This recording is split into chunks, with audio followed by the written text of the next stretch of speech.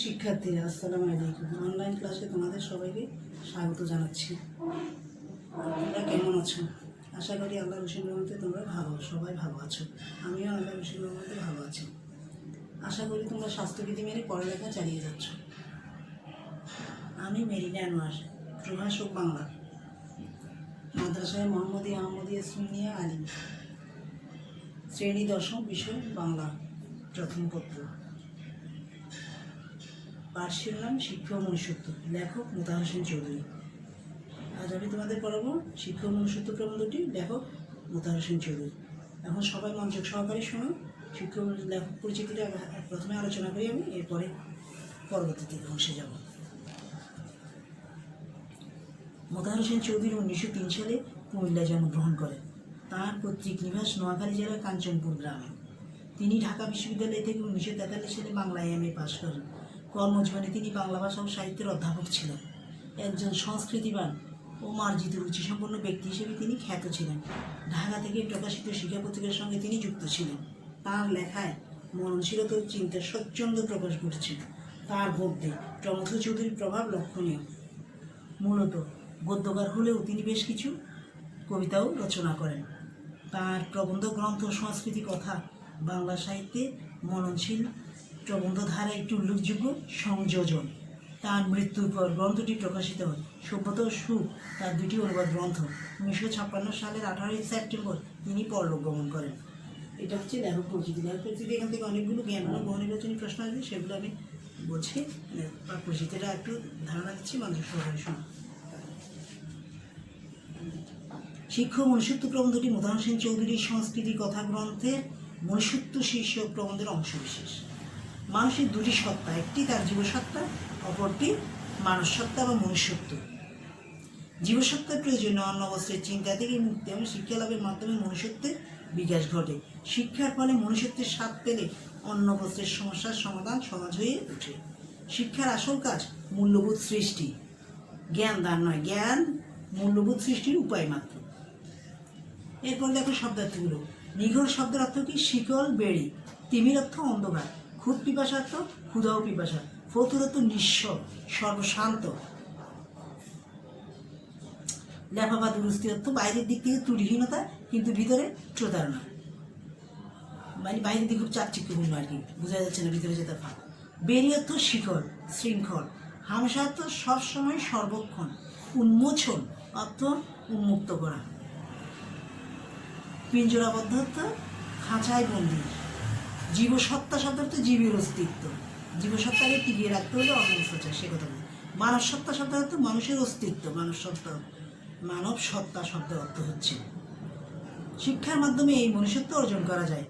অর্থ চিন্তার নিগড়ে সকলে বন্দি মানে কি বুঝিয়েছে? লেখক মতো আমরা জীবসত্তাকে টিকিয়ে রাখতে অধিক মনোযোগী। জীবসত্তাটাকে টিকিয়ে রাখার জন্য আমরা, জীবের অস্তিত্বটাকে আর কি টিকিয়ে রাখার জন্য আমরা বেশি মনোযোগী। ফলে অর্থচিন্তা আমাদের সারাক্ষণ ব্যস্ত রাখে। অর্থচিন্তায় ব্যস্ত মানুষ প্রকৃত মনুষ্যত্ব অর্জনে সক্ষম নয় বা সক্ষম হতে পারে না। কারাদ্য আহারতৃপ্ত মানুষের মূল্য কতটুকু? কিন্তু যে খাওয়া পড়ার সমস্যা মিটে গেলেই জীবনের উন্নয়ন সম্ভব হয় না। এই জন্য প্রয়োজন চিন্তার স্বাধীনতা, বুদ্ধির স্বাধীনতা, আত্মপ্রকাশের স্বাধীনতা। শিক্ষার মাধ্যমে এই স্বাধীনতা অর্জন করা সম্ভব হয় বা অর্জিত হয়। এরপরে জ্ঞানমূলক ও বহুনির্বাচনী আলোচনা হচ্ছে, মনোযোগ সহকারে শোনো। শিক্ষার আসল কাজ কি? শিক্ষার আসল কাজ হচ্ছে মনুষ্যত্ববোধ সৃষ্টি করা। শিক্ষার আসল কাজ কি? শিক্ষার আসল কাজ হচ্ছে মনুষ্যত্ববোধ সৃষ্টি করা। শিক্ষার আসল কাজ হচ্ছে মনুষ্যত্ব বা মূল্যবোধ সৃষ্টি করা। শিক্ষার আসল কাজ কি? উত্তরটা দিবে কি? মূল্যবোধ সৃষ্টি করা বা মনুষ্যত্ববোধ। শিক্ষার মনুষ্যত্ববোধ সৃষ্টি করা। শিক্ষার আসল কাজ কি? মূল্যবোধটা সৃষ্টি করা। চিন্তার স্বাধীনতা, বুদ্ধির স্বাধীনতা, আত্মপ্রকাশের স্বাধীনতা যেখানে নেই সেখানে কি নেই? একটা শব্দ, মুক্তি নেই। সেখানে কি নেই? মুক্তি নেই।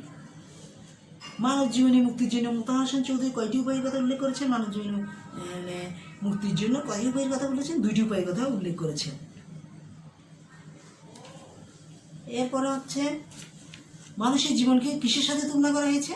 মানুষের জীবনকে দোতলা ঘরের সাথে তুলনা করা হয়েছে। মানুষের জীবনকে কিসের সাথে তুলনা করা হয়েছে? মানুষের জীবনকে দোতলা ঘরের সাথে তুলনা করা হয়েছে। মানব জীবনের সর্বপ্রথম প্রয়োজন কোনটি? মানব জীবনের সর্বপ্রথম প্রয়োজন অর্থচিন্তা বা অন্য চিন্তা। অর্থচিন্তা, অন্য চিন্তা অথবা অর্থচিন্তা থেকে মুক্তি, এটাই মানব জীবনের প্রথম প্রয়োজন।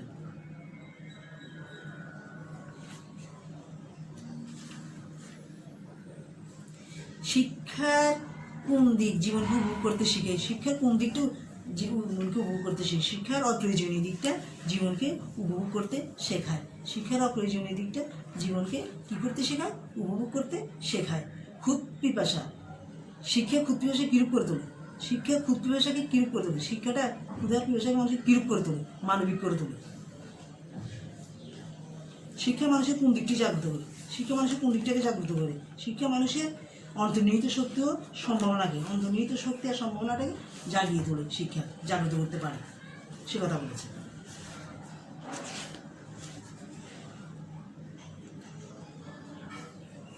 শিক্ষা মানুষের মানসত্তার ঘরে নিয়ে যেতে পারে। কিসের শিক্ষা মানুষের কোথায় নিয়ে যেতে পারে? মানসত্তার ঘরে নিয়ে যেতে পারে। জীবসত্তার ঘর থেকে মানসত্তার ঘরে উঠবার মই কোনটা? জীবসত্তার ঘর থেকে মানসত্তার ঘরে উঠবার মই হচ্ছে শিক্ষা।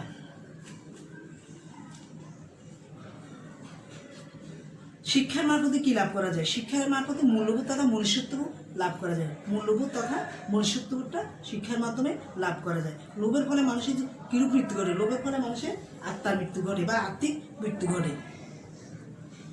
শিক্ষা পত্রিকাটা কোথা থেকে প্রকাশিত হয়? শিক্ষা পত্রিকাটি ঢাকা থেকে প্রকাশিত হয়। মোতাহার হোসেন চৌধুরীর পৈতৃক নিবাস কোথায়? পৈতৃক নিবাস কোথায় বলেছি না? পৈতৃক নিবাস কোথায়? নোয়াখালী জেলার কাঞ্চনপুর গ্রামে। আর তার জন্মটা কোথায়? তার জন্মটা হচ্ছে কুমিল্লায়। জন্মগ্রহণ করেছেন কুমিল্লায়। পৈতৃক নিবাস নোয়াখালী জেলার কাঞ্চনপুর গ্রামে।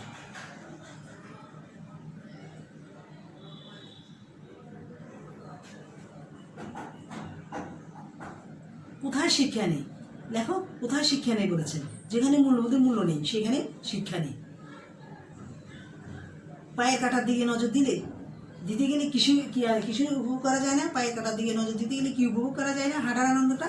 পায়ের কাটার দিকে নজর দিলে হাঁটার আনন্দটা উপভোগ করা যায় না।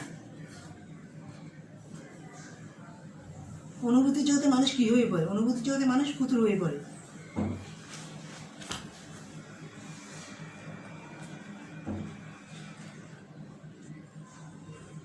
ধনী দরিদ্র সকলেরই অন্তরে, ধনী দরিদ্র সকলেরই অন্তরে সে একই ধ্বনি উদ্ভিত হচ্ছে। সেই ধ্বনিটি কি? চায়, চায়, আরো চায়।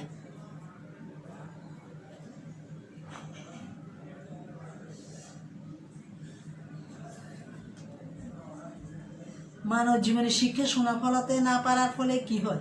মানব জীবনে শিক্ষা সোনা ফলাতে না পারলে কি হয়? উত্তরে কি হয়? শিক্ষার সুফল, মানব জীবনে শিক্ষা সোনা ফলাতে না পারলে শিক্ষার সুফল হবে ব্যক্তিগত। শিক্ষার সুফল কী হবে? শিক্ষার সুফলটা ব্যক্তিগত হয়ে যাবে মানব জীবনে শিক্ষাটা যদি সোনা ফলাতে না পারে।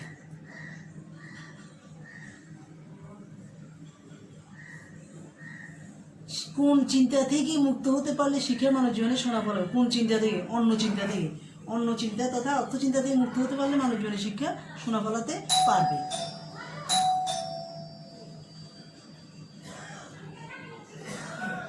অন্ন বস্ত্র প্রাচুর্য চেয়েও মুক্তি পারে। এই বুটটি কিসের? কোন চিন্তা থেকে মুক্ত হতে পারলে শিক্ষা মানব জীবনে সোনা ফলাবে?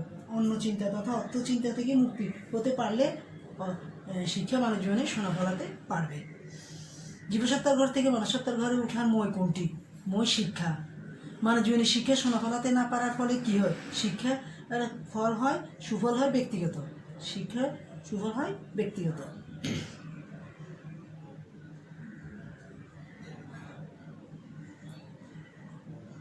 আলো হাওয়ার স্বাদবঞ্চিত মানুষ কখন কারাগারকে স্বর্গতুল্য মনে করে?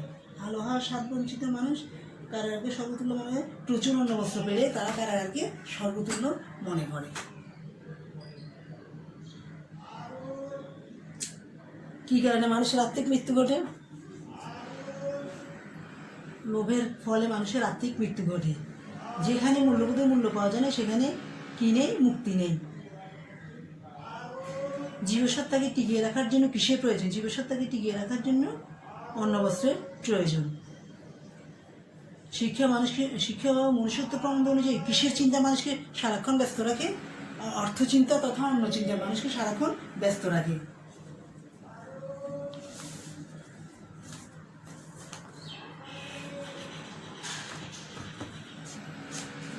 শিক্ষা মানুষকে কোন দিকটি জাগ্রত করে? শিক্ষা মানুষের অন্তর্নিহিত শক্তির সম্ভাবনাকে জাগ্রত করে তোলে। শিক্ষা খুদ পিপাসাকে কী রূপ করে তোলে? শিক্ষা খুদ পিপাসাকে মানবিক করে তোলে। শিক্ষা খুদ পিপাসাকে কী রূপ করে তোলে? শিক্ষা খুদ পিপাসাকে মানবিক করে তোলে।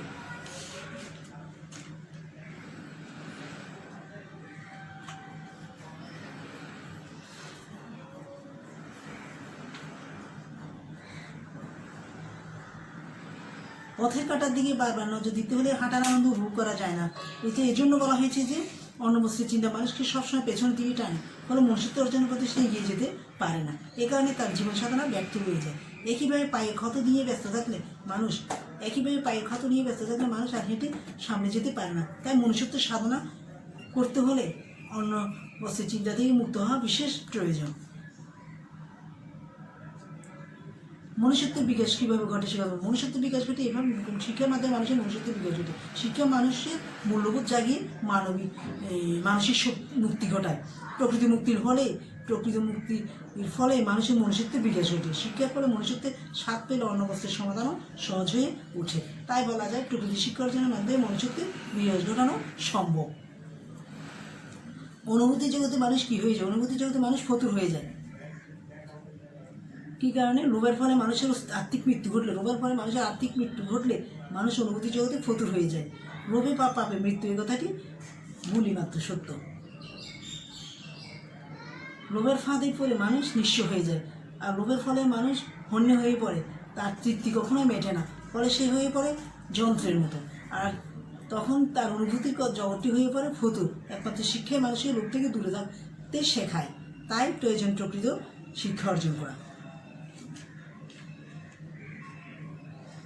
আমি আবার বলছি মনোযোগ সহকারে শুনে জ্ঞান বহু নির্বাচনী প্রশ্নগুলো। মমতাজ হোসেন চৌধুরী কত সালে জন্মগ্রহণ করেন? 1903 সালে। মানুষের জীবনকে কৃষির সাথে তুলনা করেছে, দোকানের সাথে তুলনা করেছে। চিন্তার স্বাধীনতা, বুদ্ধির স্বাধীনতা, আত্মপ্রকাশের স্বাধীনতা যেখানে নেই সেখানে কী নেই?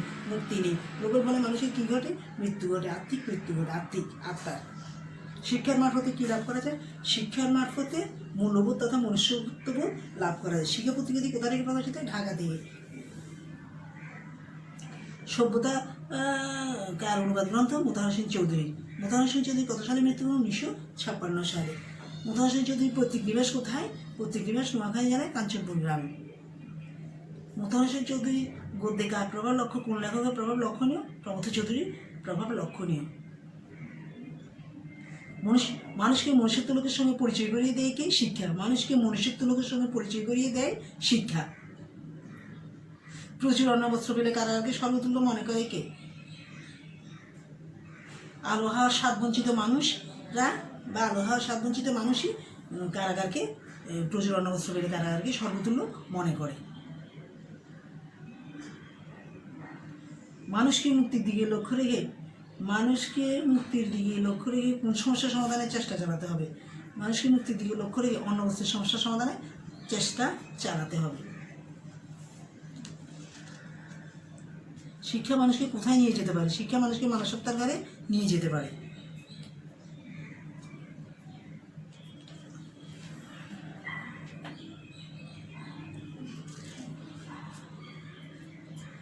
শিক্ষার কোন দিক জীবনকে উপভোগ করতে শেখায়? শিক্ষার অপ্রয়োজনীয় দিক জীবনকে উপভোগ করতে শেখায়।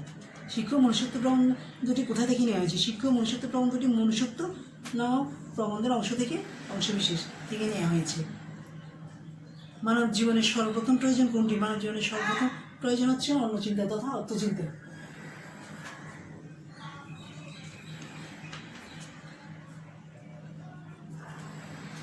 এরপরে আমি আমার লেখক পরিচিতি শব্দার্থ বা পরিচিতি আলোচনা করছি, সময় সময় মনোযোগ সহকারে শোনো। লেখক মমতাজ হোসেন চৌধুরী। মমতাজ হোসেন চৌধুরী 1903 সালে কুমিল্লায় জন্মগ্রহণ করেন। তার পৈতৃক নিবাস নোয়াখালী জেলার কাঞ্চনপুর গ্রামে। তিনি ঢাকা বিশ্ববিদ্যালয় থেকে 1943 সালে বাংলা এম.এ পাশ করেন। কর্মজীবনে তিনি বাংলা ভাষার সাহিত্যের অধ্যাপক ছিলেন। একজন সংস্কৃতিবান ও মার্জিত রুচিসম্পন্ন ব্যক্তি হিসেবে তিনি খ্যাত ছিলেন। ঢাকা থেকে প্রকাশিত শিক্ষা পত্রিকার সঙ্গে তিনি যুক্ত ছিলেন। তাঁর লেখায় মননশীলতা ও চিন্তার স্বচ্ছন্দে প্রকাশ ঘটেছে। তাঁর গদ্যে প্রমথ চৌধুরীর প্রভাব লক্ষণীয়।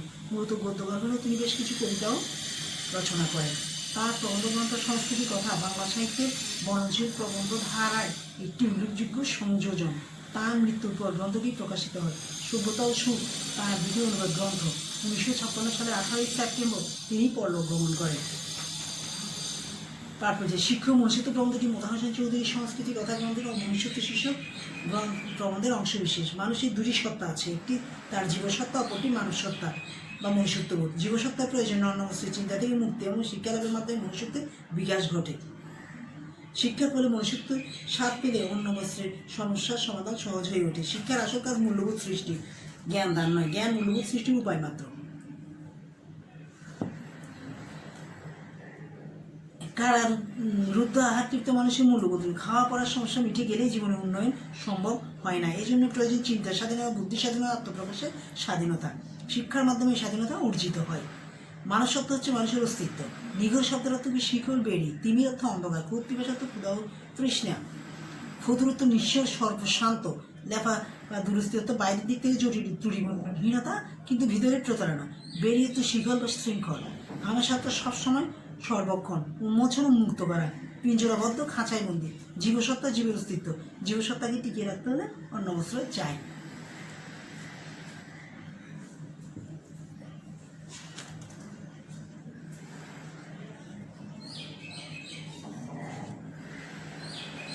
এরপরে হচ্ছে জ্ঞানমূলক প্রশ্নগুলো আমি আমার আলোচনা করছি, মনোযোগ সহকারে শোনো সবাই। যেমন এখানে যদি এসে ধ্বনি দরিদ্র সকলের অন্তরে সেই একই ধ্বনি গৃহীত হচ্ছে। সেই ধ্বনিটি কি? চাই চাই আরও চাই। অর্থচিন্তার নিগড়ে সকলে কি? বন্দী। চিন্তার নিগড়ে সকলে বন্দী। মানব জীবনকে কিসের সাথে তুলনা করা হয়েছে? একটি দোতলা ঘরের সঙ্গে তুলনা করা হয়েছে।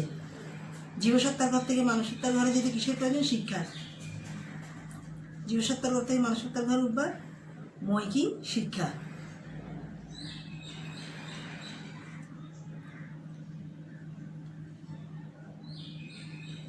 অন্য বস্ত্রের প্রাচুর্যের চেয়েও কি বড়? মুক্তি বড়। সেটি কিসের পরিচয়? মনুষ্যত্বের পরিচয়।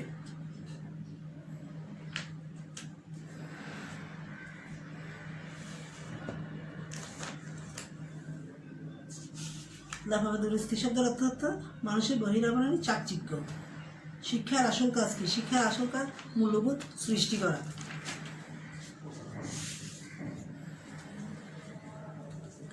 মানব জীবনে মুক্তির জন্য মোতাহার হোসেন চৌধুরী কয়টি উপায়ের কথা উল্লেখ করেছেন? দুইটি উপায়ের কথা উল্লেখ করেছেন।